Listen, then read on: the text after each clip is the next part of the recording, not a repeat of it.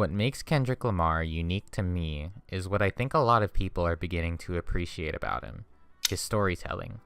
While I love the earworms that are TV off or humble, it's tracks like Keisha's song, Good Kid, and You that put Kendrick in that upper echelon. The way he paints vulnerable, vivid pictures of his community, emotions, and vices through the written word alone is nothing short of artistry. So when it was announced that he'd be doing the Super Bowl, of course I was excited. And of course I was ecstatic to see Not Like Us be performed on that big of a stage. What Kendrick fan wouldn't be at this point? But when he said this in that pre-game interview with Nadeska and Ebro, what should people expect to see and understand about Sunday's performance? Storytelling. I was on board. Not for some change the industry kind of act, but more for a reflection of the times. Come game day, and many of the very loud and wrong took to social media and the internet to express their disappointment. A tiny rapper in bell bottoms who 98% of the country has never heard of. Many saw it underwhelming, some believed it mid, and there were a handful of very confused grandparents. I believe there was even a DEI complaint. Me, as a Kendrick fan, I felt very rewarded. I've adored the core ethos of this man's work for years, and to see him play the tracks that were not necessarily the biggest, but that were the most thematically resonant with what he was trying to say, it was great. But to the average viewer who just wanted to see a good show with some catchy tunes, I can see one saying, that was it. I thought there would be more, the way people were hyping up this Kendrick Lamar. Since media ignorance seems to be at an all-time high nowadays, I wanted to go over my interpretation of the show. I believe it illustrates an image of perseverance against suppression and resistance against perversion. Although there's definitely notable Drake disses in there too, it's about more than that. It's the story of his disdain against the industry and a big FU to an America that finds marginalized joy and culture discomforting.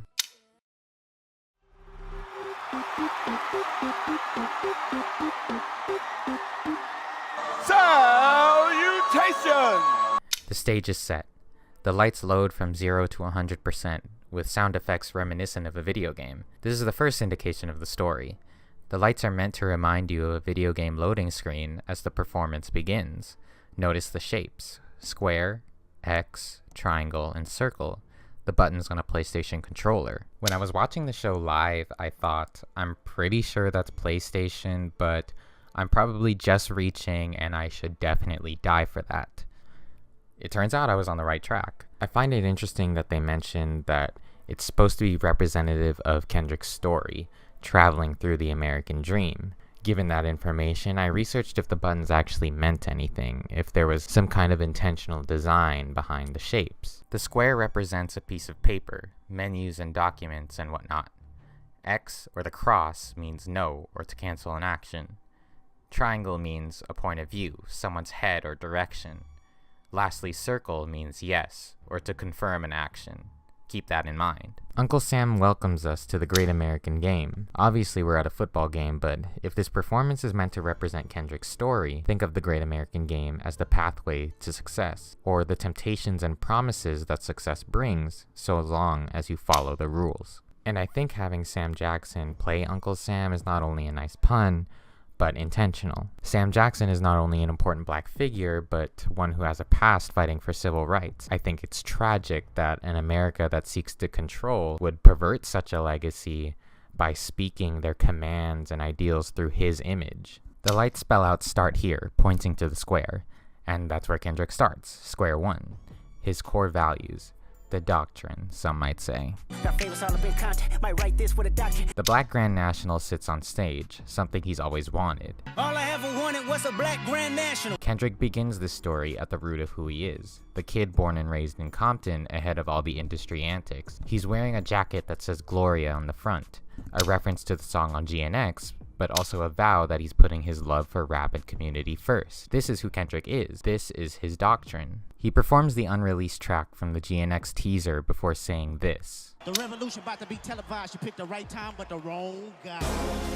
This could mean multiple things. To me, Kendrick is most likely referring to himself, as yes, it's the right time for America to choose someone to represent them on that big stage, and who better than a guy who basically conquered 2024, but he's the wrong guy to keep it kind of, peaceful, kumbaya, and docile like America wants. He will use that big stage to platform his community and play the songs he wants over the songs America wants, and they can't sanitize that. He then performs Squabble Up, one of the more straightforward hits off GNX, yet one that encapsulates that LA sound.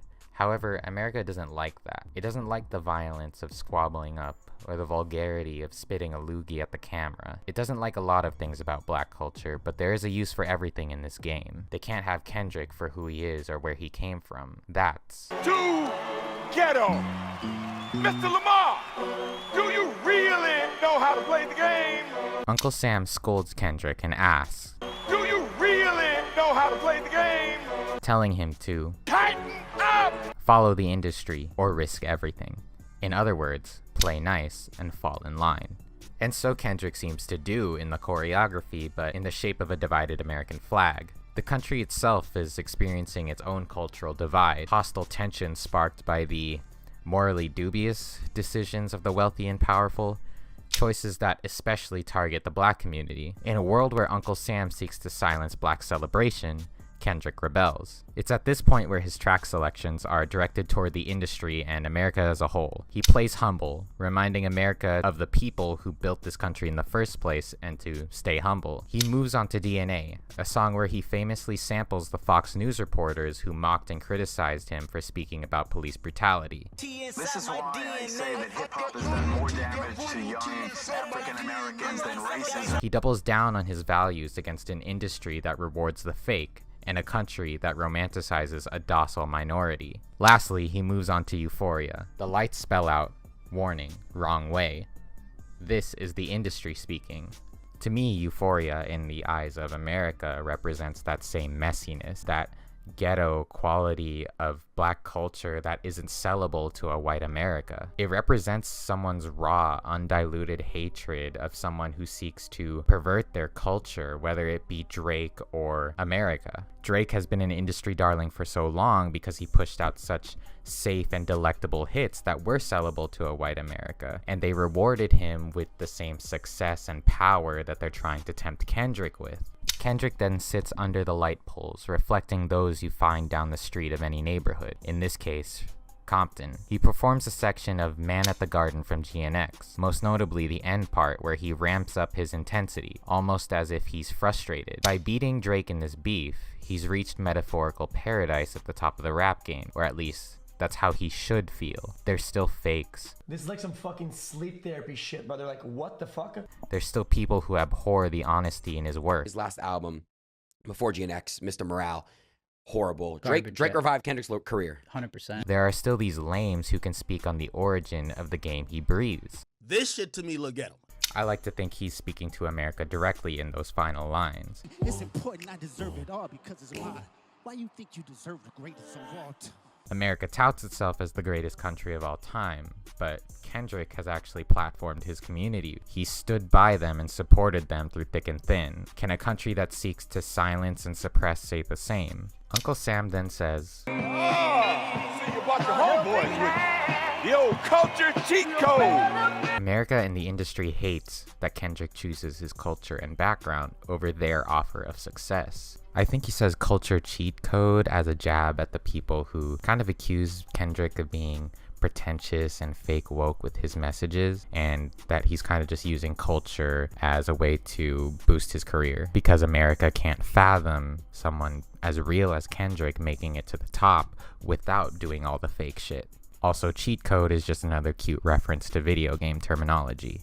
As a result, Uncle Sam says, Scorekeeper, deduct one life. both referencing video game terminology again and how the system takes away the lives of so many people in the black community, from slavery to mass incarceration to police brutality to redlining and more. Kendrick himself has made an entire album talking about his childhood during the 80s crack epidemic, where America's pushing of drugs into low-income neighborhoods, especially black neighborhoods, had essentially traumatized his generation. They throw Kendrick in a metaphorical prison, keeping him in a box, both literally and metaphorically, with the whole all rap music is about sex, drugs, money, blah blah blah. This is the X, the punishment. Within the X box, he performs Peekaboo, a song reaffirming his disdain for the industry antics through that LA slang. The American dream of success is a false promise for those with values and community. Drake is one of those culture vultures who profits off of rap culture but discards the soul of it. So Kendrick wants to make a point by performing Not Like Us. You can't silence the real. Ladies, I want to make a move. I want to perform their favorite song, but you know they love to sue. What song? Yeah, that song. He moves onto the triangle stage, where SZA waits. It's here that I want to note that every track up to this point has been some kind of confrontational one, whether that be Squabble Up, DNA, Peekaboo. They're all tracks that are both braggadocious and fearless, not at all subtle with their intolerance of bullshit, whether that be against Drake, the industry, or America. While he hates America's antics at the end of the day, part of uplifting one's community is also about love and support, hence Luther. Beyond a theatrical narrative, I find this part representative of Kendrick's real life too. The triangle represents direction, and for the long 5 years between Damn and Mr. Morale, he had none of that. He kind of was struggling with writer's block and where he wanted to take his art. The symbolism of Luther in a triangle is kind of representative of his feelings during that 5-year hiatus. He chose to focus on love and his family and to repair his broken world and confront his demons. Sorry, I didn't save the world, my friend. I was too busy building mine again. Triangles also represent things like strength, unity, and the Holy Spirit. Given Kendrick's frequent allusions to biblical passages and ideas and what his faith means to him in his songs, I wouldn't put that past him. However, as he moves on to All the Stars, the triangle points towards the last shape, the circle. The dancers circle the stage in a hypnotic spiral, almost enticing him to move toward it. Notice his verse on All the Stars too. You could bring a bullet, bring a morgue, bring a sword, but you can't bring the truth to me. I don't even want your congratulations. I recognize your false confidence. Promises all in your conversation. Corrupt a man's heart with a gift. That's how you find out who you dealing with. He could be talking to Drake, sure, but he's also dissing that American temptation of success through the fake. This is exactly what happened to Drake. He allowed his heart to be corrupted by American vices, sex, money, drugs, gambling, and it's molded him into the bitter man you see acting out today. All results of the ironically American greed that brought out his true nature. It's at this point in the show, and in the larger sense in Kendrick's career, the apple has never been more ripe. By stepping into that circle stage, he steps into the ring and accepts what he wants to do. He's not going to play Money Trees or Alright or any of the bigger hits that might satisfy the type of crowd that Drake appeals to. He's showing out for his community, and he's showing those in the crowd or those at home that substance and culture will not be silenced. Yeah, that's what I'm talking about. That's what America wants. Nice and calm. You're almost there. Don't mess this. Oh no. It's a cultural divide. I'm gonna get it on the flow. America and the industry congratulate him for playing it safe. Keep doing that, pumping out sanitized, digestible hits, and they can promise you success. However, that's never been Kendrick's way. Oh no. It's a cultural divide. I'm gonna get it on the flow. There's a strong divide in how the art and culture he loves has been mutilated and silenced, and he's going to show America what he thinks. You really about to do it? 40 acres and a mule. This is bigger than the music. He references 40 acres and a mule and To Pimp a Butterfly a lot, but that refers to the promise made to freed slaves following the Civil War, a promise that was never fulfilled. Against that, Kendrick brings a demonstration of black celebration and cultural survival. America will never apologize for its broken promises, and so black communities should never accept American silence and suppression. Yeah, they tried to rig the game, but you can't fake influence. This is probably one of the most hard-hitting lines in the performance for me, as the industry has had its fair share of moments where they tried to silence Kendrick's messages, even before the lawsuits. His infamous 2016 Grammy performance, where he pushed a message about the mass incarceration of black people, has practically been scrubbed from YouTube, aside from the individual posters uploading the show themselves. But you can't fake power over others. The glass will eventually shatter, revealing your weakness. Just like how Drake humiliated himself trying to silence Not Like Us with lawsuits, America needs to learn that you can't silence culture. Not Like Us begins, and the visuals are direct and in your face, exactly what you want with what is the biggest diss song in the world. And while it is directed at Drake as a person, you have to remember, much of what Kendrick hates about Drake is the culture vulture aspect. The idea that a single person or entity can abuse something and manipulate something so real as culture to their own benefit. Again, in an ironic way, Drake the Canadian is emblematic of playing that great American game of success. Pretend the camera is Drake. Kendrick is literally walking and staring him down.